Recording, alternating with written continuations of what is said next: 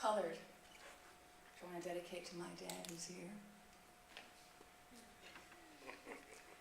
Uncle tells me grandfather always had new Cadillacs, traded them in every 2 years. I remember he always dressed nice, gave us bottomless bags of candy, how he used to tell me, no matter what, Grandpa loves you, his never-ending laugh.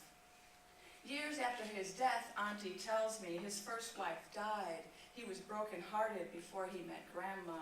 He worked as a bellhop, as a janitor before that.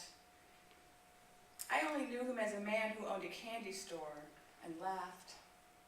Uncle tells me that was a good job for a colored man in those days. What was there to do back then but shine shoes, clean up after white folks, pick somebody else's cotton? Grandpa worked hard all his life. Grandpa's grandfather survived the Indian Wars. Grandpa's grandmother was a slave.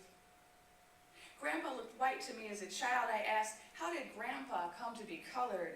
I learned early to ask who was what, because faces couldn't say, you had to hear the stories. Colored wasn't a color, I found out. It was what you've been through, what the world done to you, what you made of yourself, despite racism. It was how you survived.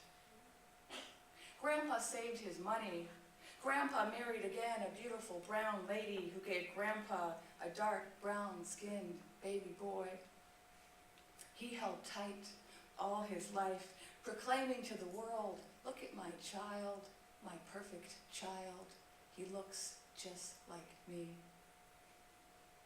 Grandpa never said black. Black and brown and red and yellow were all colored. In our family, you was colored, and what shade you were didn't matter. What mattered was remembering where we came from.